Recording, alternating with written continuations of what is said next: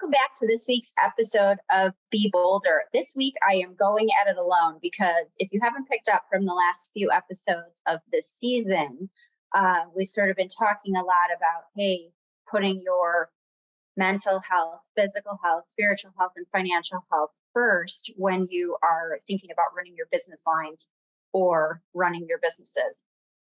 And particularly in the last couple of episodes, we've had to make some distinctions between, hey, when you bring in some other dollars or you bring in some other parties, maybe that is going to drive how you have to think about wellness and some sacrifices that you may need to make there. It's a trade-off, right? So if upfront you are able to control your own destiny and make decisions about how you want to structure the culture of the business, when other folks are coming in, particularly those in venture capital, saying, hey, here's the growth metrics that you need to hit, and here's how you need to do it.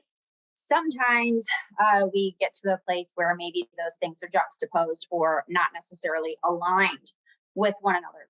So this week, I kind of wanted to talk about how do we consistently think about and apply putting our physical, financial, mental, and spiritual health first in our cultures, so that if we do decide that we're going to bring some other teammates on, other dollars in, we are able to do that and still maintain the things that are really important to us. So it's no secret that us here at the Be Bolder team are highly passionate and very, very focused on ways that we can help encourage cultures to think about taking care of humans first. If you've missed it in prior episodes, or if you're like, hey, dollars trump everything and you've got to run at the almighty dollar, I will tell you that when we build a solid foundation of people first and taking care of people first and foremost in our organizations, on our teams, etc., over time, those teams that are better taken care of outperform their peers and the marketplace roughly by 22%. And so if we look at the S&P 500, for example, and those companies in there that have wellness programs that focus first and foremost on the employee so that they can provide the best customer service, which then drives investor returns, those very typically year over year outperform market by 22%. And so maybe you say to me, okay, well, maybe there's some other things driving that, or there's a certain type of industry. But if you look at the data will tell you very clearly that it's industry agnostic for the most part. And what is the common thread is that all of these folks put their people first.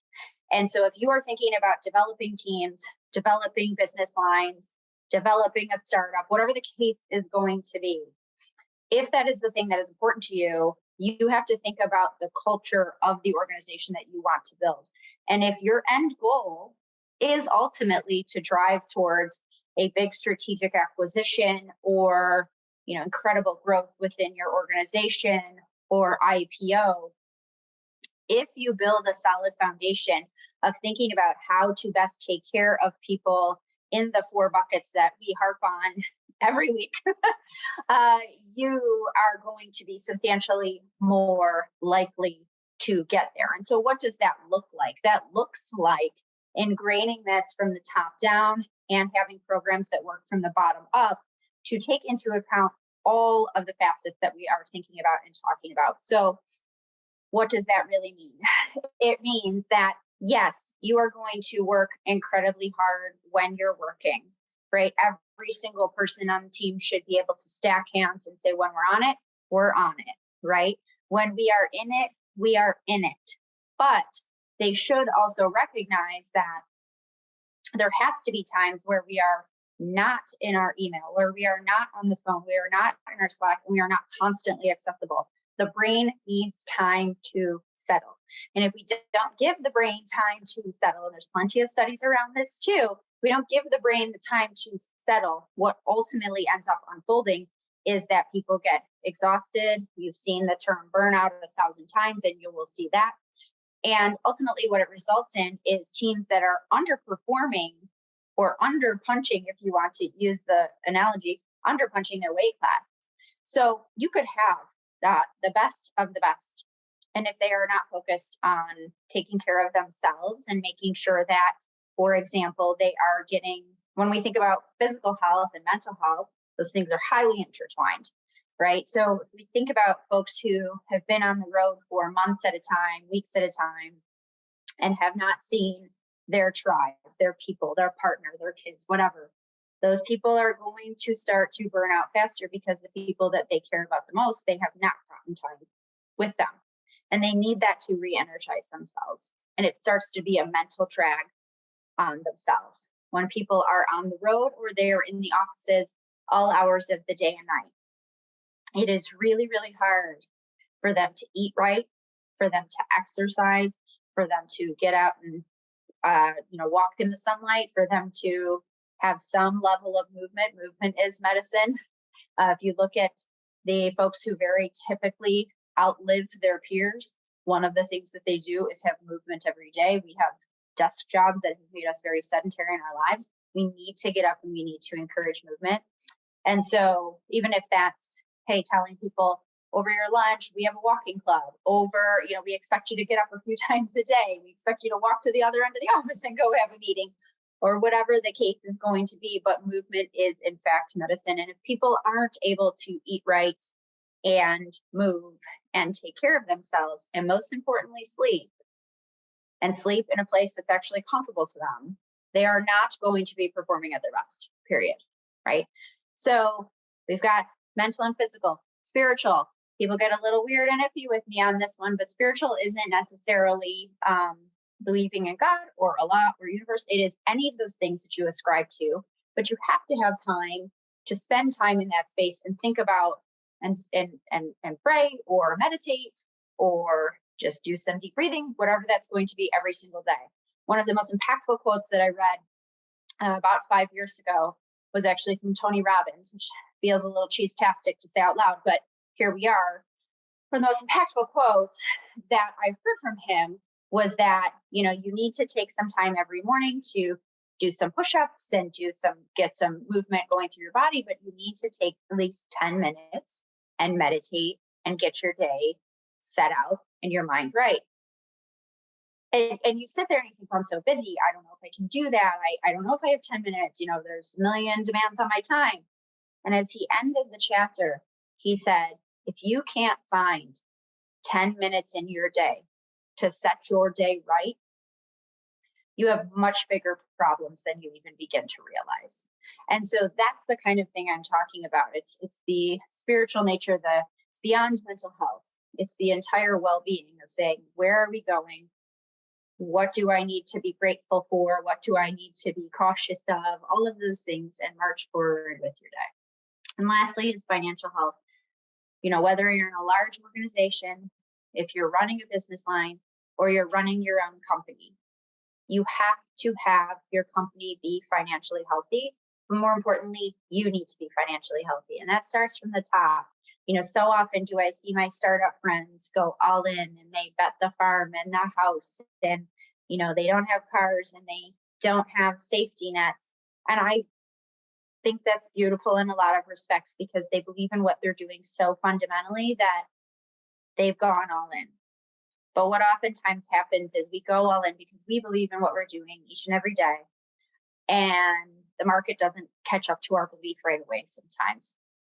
And so what the end result ends up being is people start to wonder and panic about how they're going to pay their teams, how they're going to pay their vendors, and most importantly, how they're going to pay themselves and pay their mortgage. And so when we're detracting energy off in our financial headspace to think about how we're paying our mortgage, how we're paying our bills, how we're paying our electric bill, and we're not thinking about how we're growing our business line, whatever the case is going to be, we are not able to produce at our best. So when we are not mentally thinking at our best and highest, when our physical self is not functioning at its best and highest, when our spiritual health is either non-existent or not functioning at its best and highest, and when our financial health is not functioning at its best and highest, we cannot possibly be producing and running at the goal the way that we want to and building that foundation. So we have to institute systems. We have to institute culture right from the get-go of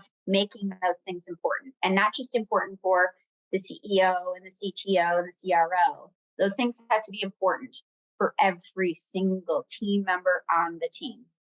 So, to think about when they were trying to send a man to the moon, every single person knew that one of the most important things and their mission was to put a man on the moon. You could ask the janitor, you could ask the CEO, you could ask any engineer. That was their goal. And so one of the goals of your organization has to be to produce the most healthy humans driving at goal XYZ that you possibly can.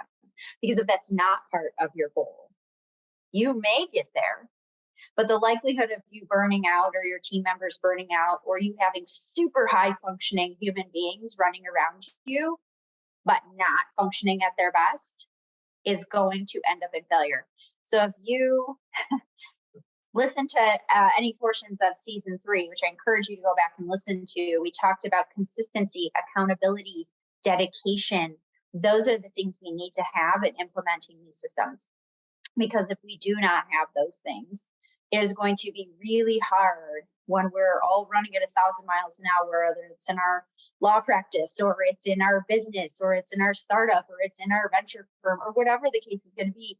If we are not implementing those consistently and having systems of accountability and having dedication to that as a mission, we are not going to be successful. And so I think it's incredibly important for wherever we are in our organization, wherever our leadership role is, wherever our involvement is, to make this a thing that's important. And if you are not in a position of leadership within your organization, one thing that you could think about is how do you talk to your teammates and your superiors and your higher ups about making this a priority and why it's so important to you. Because you cannot achieve your goals, you cannot be the best you if you're not here to be able to do it. And there is no sense in burning out someone who is incredibly talented and incredibly driven and has all of the potential in the world because we didn't put the systems in place.